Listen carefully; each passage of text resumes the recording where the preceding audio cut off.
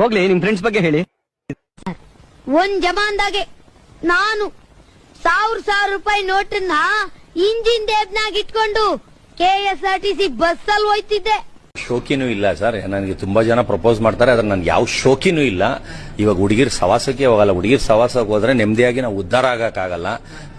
ನೋಡೋಕೆ ಸಿಂಪಲ್ ಆಗಿದ್ದಾರೆ ಅಂತ ಅನ್ಕೋಬೇಡಿ, ತುಂಬಾ ದೊಡ್ಡ ವ್ಯಕ್ತಿ. ಯಾರು ಏನೇ ಕೇಳಿದ್ರು ಇಲ್ಲ ಅನ್ನಲ್ಲ. ದಾನ ಧರ್ಮ ಮಾಡೋದ್ರಲ್ಲಿ ಎತ್ತಿದ ಕೈ. ಸ್ಮಾರ್ಟ್ ಆಗಿದ್ದಾನೆ, ಸೂಪರ್ ಸ್ಟಾರ್ ರಜನಿಕಾಂತ್ ತರ ಕಾಣಿಸ್ತಾ ಇಲ್ವಾ? ಅವನನ್ನ ಗೋವಾ ಬೀಚ್ ಕರ್ಕೊಂಡು ಹೋಗಿ ತಪ್ಕೊಂಡು ಮಲ್ಕೋಬೇಕು ಅನ್ಸುತ್ತೆ. ಹೆಣ್ಣು ನನ್ಗೆ ಡಾಕ್ಟರ್ಗಳು, ಇಂಜಿನಿಯರ್ಗಳು ಒಪ್ತಿರ್ತಾರೆ. ಏನಕ್ಕಂದ್ರೆ ಅಷ್ಟು ಸ್ಮಾರ್ಟ್ ಆಗಿರ್ತೀನಿ. ಕಾಲೇಜ್ ಲೈಫಲ್ಲಂತೂ ಅಮೀರ್ ಖಾನ್ ಅಂತಾನೆ ಕರೆಯೋರು.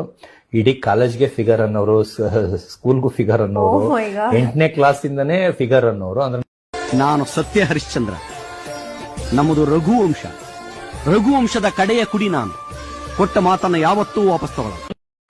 ಕೋಟಿನ ಪುಟ್ಕೋಸಿ ಸುತ್ಕೊಂಡು ಓಡಾಡಿರೋ ವಂಶ ಕಂಡ ನಮ್ದು. ಎಂತವ ಕಾಸಿನ ಬಗ್ಗೆ ಮಾತಾಡ್ತೀಯ ನೀನು? ಎಷ್ಟು ಮಡಗಿದ್ಯಾ? ಆಹಾ, ನೀವು ಬುದ್ಧಿಲಿ ಜಾಣ, ಧೈರ್ಯದಲ್ಲಿ ರಣಧೀರ, ಶಕ್ತಿಲಿ ಅಂಜದ ಗಂಡು. ನೀವು ಮಹಾನ್ ಕಲಾವಿದ, ನೀವು ರಸಿಕ, ಛಲಬಿಡದ ಹಠವಾದಿ. ಇವರು ಸಾಮಾನ್ಯ ಮನೋವೈದ್ಯರಲ್ಲ, ಅಮೆರಿಕಾದಲ್ಲಿ ಓದಿ ಚಿನ್ನದ ಪದಕ ಪಡೆದವರು. ಅಷ್ಟೇ ಅಲ್ಲ, ವಿಶ್ವದಲ್ಲೇ ಪ್ರಖ್ಯಾತರಾದ ಮನೋರೋಗ ತಜ್ಞ ಬ್ರಾಡ್ಲೆ ಅವರ ಮೊದಲನೇ ಶಿಷ್ಯ.